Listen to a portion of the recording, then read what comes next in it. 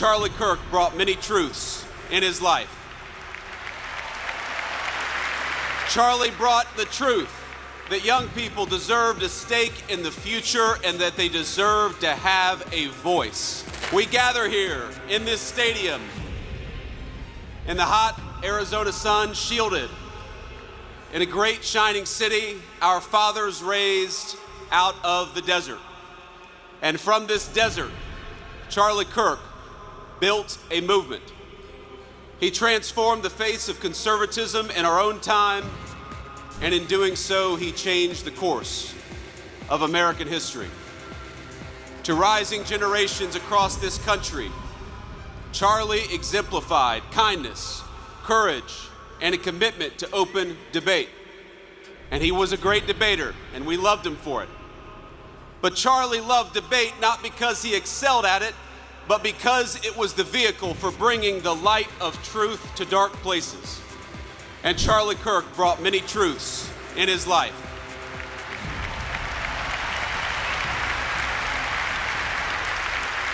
Charlie brought the truth that young people deserved a stake in the future and that they deserved to have a voice. He brought the truth that marriage and family were the highest callings, far more important than any job or educational credential. He brought the truth that our nation would fade unless it brought order to its neighborhoods and prosperity to its people. He brought the truth that life was precious and we must fight to protect it at all stages and at all times.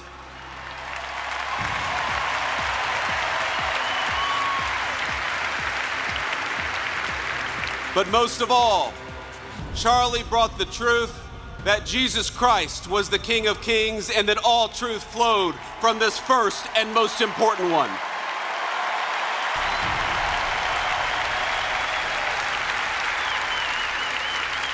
But Charlie, he did so much more than tell the truth, he lived it.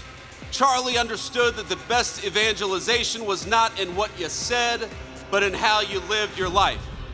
And in this city, he lived his life well. He raised a wonderful family. He had a beautiful wife, 2 beloved children, and a loving and godly home. In this, he showed us the importance of family. He lived 3 decades he had on this earth with a sense of Christian virtue that would make any man, any person proud. And in this, he showed the importance of following God.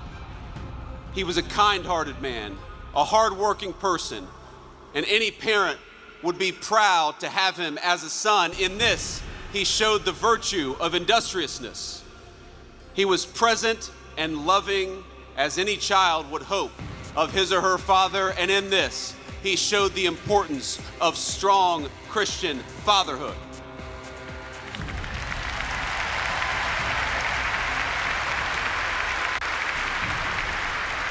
He was fearless and he was bold as any follower would hope would be true of a leader. And in this, he showed all of us how to carry on after his death. You know, Charlie Kirk, he loved history. He devoured the ideas that formed the foundation of our civilization. He stood for a tradition that Socrates established 2,500 years ago to question, to search, and to teach. He was Athens and Jerusalem, the city of reason and the city of God in one person. But if he loved those places, they were not his home. America was his home, and he was willing to die for it.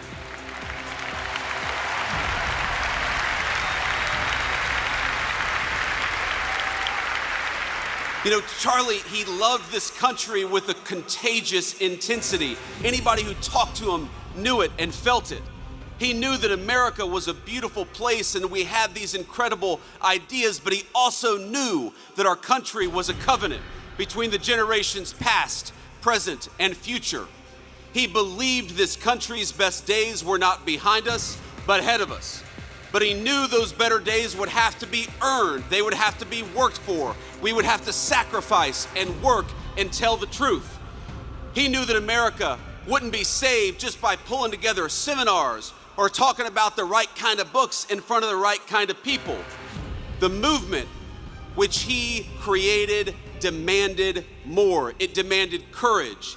It demanded hard work. It demanded building, and it demanded leaders. And my friends, in Charlie Kirk, we found a great American leader.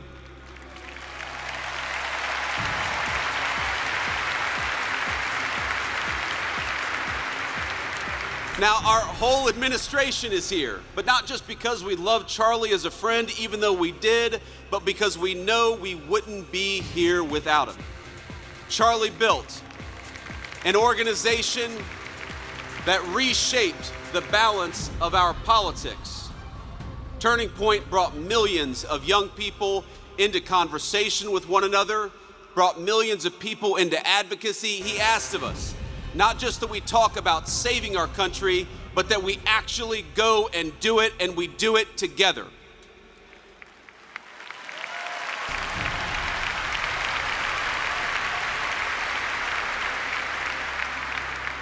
But even as Charlie built on a grand scale, his greatness was never only in his ambition. It was measured in the everyday moments as well, in the way that he treated ordinary people each and every single day.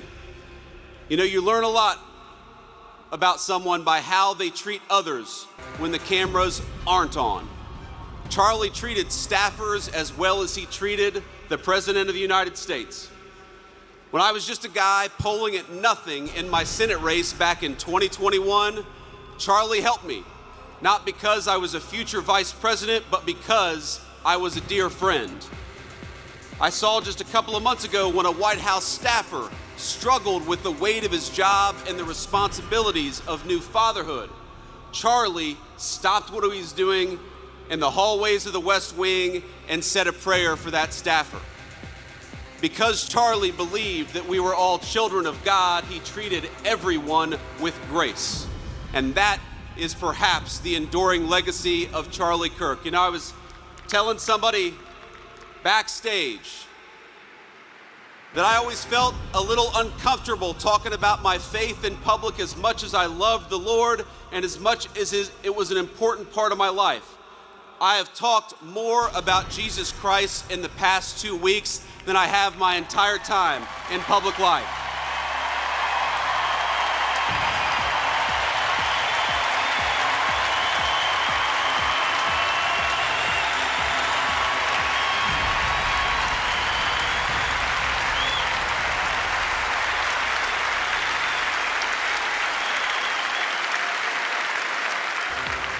And that is an undeniable legacy of the great Charlie Kirk. You know, he loved God. And because he loved God, he wanted to understand God's creation and the men and women made in his image. Now, much has been said over the last week about Charlie's ability to approach any topic, any person in good faith, an achievement that was only possible because Charlie knew that we were all children of God. He knew deep down the truth of Scripture. And from that confidence, everything else flowed. That unshakable belief in the gospel led him to see differences in opinion, not as battlefields to conquer, but as way stations in the pursuit of truth. He knew it was right to love others, your neighbor, your interlocutor,